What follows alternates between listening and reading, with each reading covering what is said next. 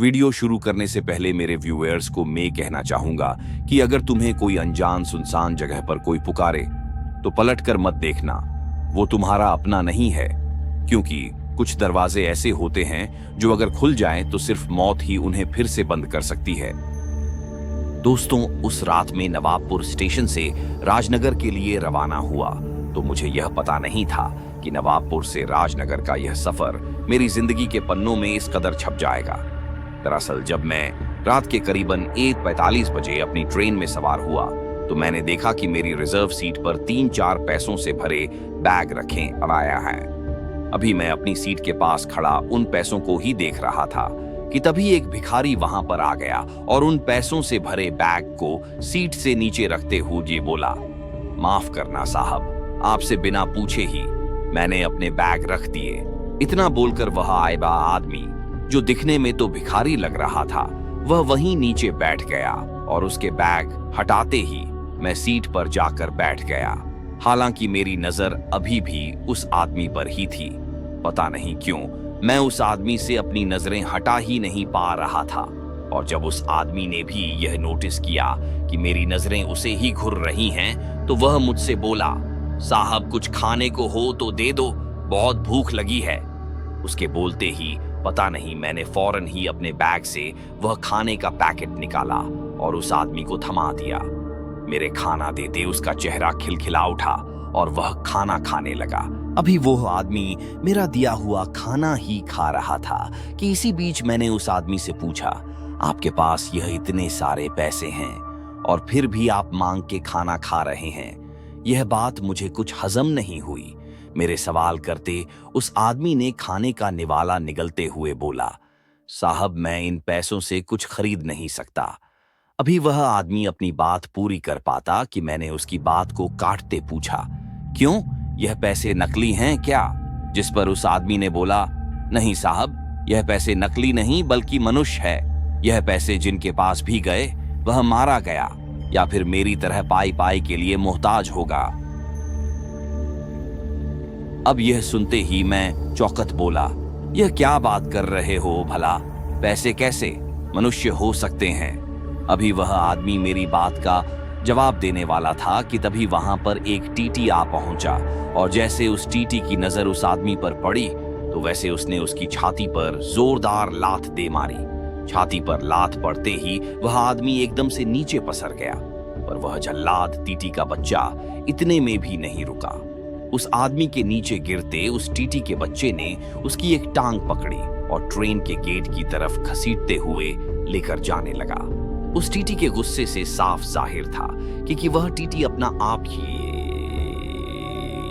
हो बैठा था। इससे पहले वह टीटी उसे ट्रेन के गेट तक ले जा पाता कि मैंने उस टीटी को धर दबोचा और जोर से शोर मचाने लगा। हालांकि उस वक्त वहां और भी बहुत से लोग थे जो उस टीटी की हैवानियत देख रहे थे, पर पता नहीं क्यों कोई उस टीट के खिलाफ छू तक नहीं कर रहा था। यहां तक कि मेरे पहल करने के बावजूद लोग अभी भी तमाशबीन बने हुए थे। और जब मुझे इस बात का एहसास हो गया कि मेरे शोर मचाने से किसी की मदद नहीं मिलेगी, तो मैंने अपना पूरा जोर लगाते हुए उस सन की टीटी को किसी तरह से उस आदमी से दूर लेकर जाने में सफल हुआ। अभी मैं उस टीटी को शांत करने की कोशिश ही कर रहा था कि इतने में ही वह आदमी जिसकी छाती पर टीटी ने मारा था वह उठ खड़ा हुआ और जोर जोर से हंसने लगा। उस आदमी को वैसे देख मैं फिर एक मर्तबा चौंक गया। अभी मैं कुछ समझ पाता कि दूसरी तरफ वो टीटी जो कुछ देर पहले उस आदमी की जान लेने पर आमादा था, वह फूट फूट कर रोने लगा। अभी मैं हालात को समझ पाता कि वह आदमी अपने पैसे से भरा बैग लेकर ट्रेन के उस कंपार्टमेंट से चला गया और उसके जाते वो टीटीवी अपने आंसू पोंछता हुआ वहां से चला गया। उन दोनों के चले जाने के बाद मैं वापस से अपनी सीट पर आके बैठ गया और अपने दिमाग पर जोर देते हुए यह सोचने लगा कि आखिर वह आदमी कौन था और उस टीटी ने उसे मारा क्यों। खैर, इसी सोच विचार में समय गुजरता रहा और समय के साथ साथ सफर भी, और फिर अगली सुबह मैं अपने गंतव्य पर पहुंच गया। पर सफर के दौरान हुई घटना ने मुझे चर्चा का विषय दे दिया था, जिसके चलते मैं अब अक्सर लोगों के साथ उस टीटी और आदमी के साथ हुए झड़प की चर्चा छेड़ देता, जिसे सुनकर सुनने वाले हैरान हो जाते थे। पर मुझे यह पता नहीं था कि मेरा बार बार उस घटना का जिक्र करना मेरे लिए आफत बन जाएगा। दरअसल कुछ महीनों के बाद मेरा छोटा भाई जो कोडनगरी में जॉब करता था घर आया, पर इस बार निखिल का हाव भाव बदला हुआ था। उसके चेहरे की खुशी बता रही थी कि उसके हाथ कुछ ऐसा लग गया है जिसके बलबूते वह अपनी जिंदगी बदल देगा। हालांकि वह कुछ भी साफ साफ बता नहीं रहा था, पर वह इस कदर पैसे खर्च कर रहा था मानो उसके पास पैसों का भंडार हो। अरे हो मां, चंद दिनों में ही निखिल ने हमारी जिंदगी पूरी तरह से बदल दी। पर उस रात की चीख ने समय का वो दरवाजा खोल दिया जिसके बाद हमारे घर में मातम पसर गया। दरअसल उस रात निखिल अचानक चीखने लगा और जब मैं उसके रूम में पहुंचा तो निखिल को अपने बाल नोचता देख मैं डर गया। निखिल की दोनों आंखें लाल थीं और मुंह से लार बह रहा था और उसके बाल रूम में चारों तरफ बिखरे पड़े थे। निखिल अभी भी अपने सर के बाल नोचे जा रहा था। रौनक को ऐसा करता देख मैंने फौरन ही उसे पकड़ा और झंझोड़ते हुए बोला, अबे यह क्या कर रहा है? तू होश में तो है? पर निखिल मेरे किसी भी सवाल का कोई जवाब ही नहीं दे रहा था, बल्कि अब वह बाओ अपने पूर्वीय जोर से अपने बाल नोचने लगा।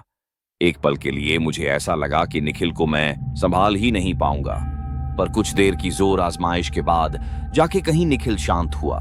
निखिल तो शांत हो गया था, पर अब मैं घबराया हुआ था। मेरी सांसें चढ़ी हुई थीं और सीने में एक अजीब सी हड़क हड़क हो रही थी। शायद मुझे उस खतरे का आभास हो रहा था जो हमारी दहलीज पर आ खड़ा हुआ था।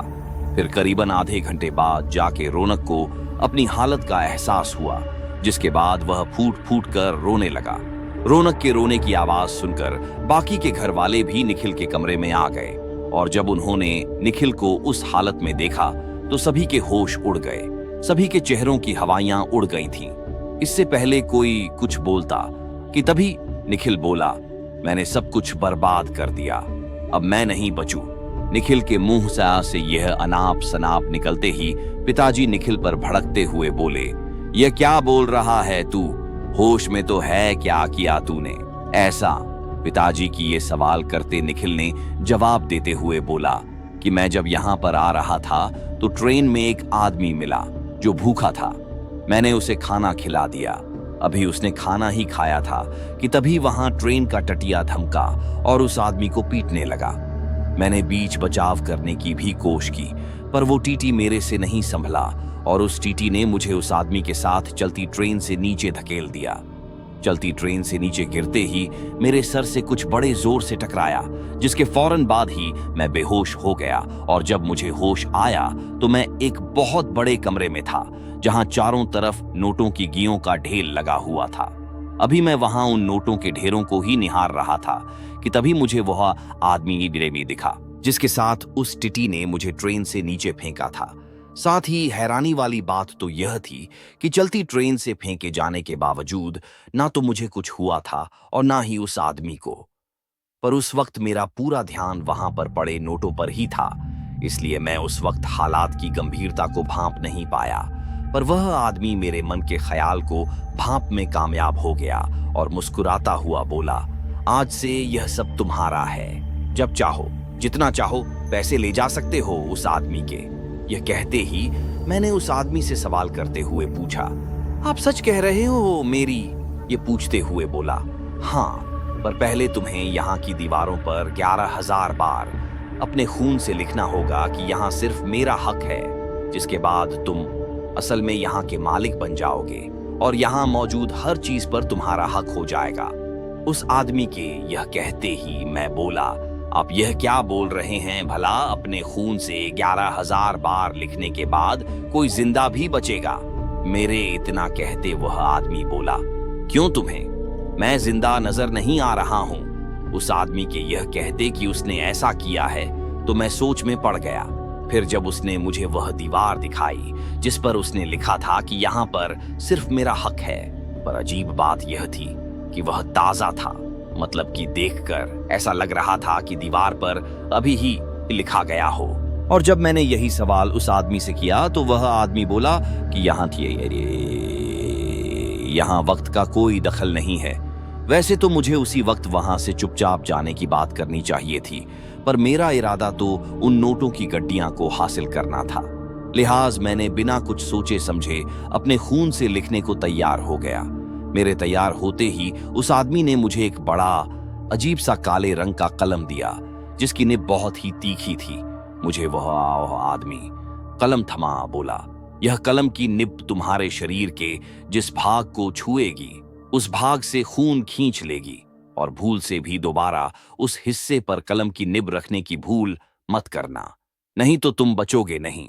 उसके कलम पकड़ दे। मैंने बिना सोचे समझे दीवार पर लिख शुरू कर दिया।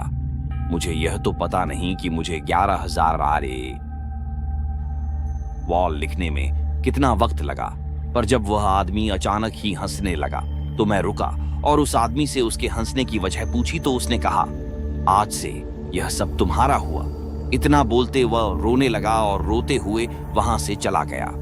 उसके वहां से जाते ही मुझे एक अलग सी शक्ति का एहसास हुआ, जिसके बाद मैंने जैसे ही घर के बारे में सोची तो वैसे ही मैं उस बड़े से कमरे से बाहर निकलकर अपने गांव पहुंच गया, जिसके बाद से मैं समझ गया कि मेरी सोचने मात्र से ही मैं यहां पर आ जा सकता हूं और फिर पैसे लेकर वापस आ जाता था। पर अब मेरे दिमाग में एक आवाज गूंजने लगी है जो मुझे कहीं बुला रही है। मुझे लग रहा है कि वह आवाज मुझे मार देगी। दोस्तों, निखिल की बात सुनकर अब हम सभी घर वाले डर गए। खैर, हमने किसी तरह निखिल को दिलासा दिया कि हम उसे कुछ नहीं होने देंगे। पर जब सुबह हुई तो निखिल गायब हो गया। हमने उसे काफी खोजने की कोशिश की, पर वह भी हमें अभी तक नहीं मिला। यहाँ तक कि मैंने उस टीटी का भी पता लगाने की कोशिश की, पर अभी तक उस टीटी का कोई भी पता नहीं लगा। पर मुझे अच्छे से मालूम है कि उस टीटी को उस आदमी के बारे में सब जानकारी है और मैं उसे ढूंढे बिना मानूंगा नहीं, चाहे कितना भी वक्त लग जाए। तो दोस्तों, आज की कहानी को हम यही खत्म करते हैं। अगर आपको ये कहानी पसंद आई हो तो चैनल को सब्सक्राइब कर देना, ताकि ऐसी खौफनाक कहानी आपको सुनने को मिलती रहे।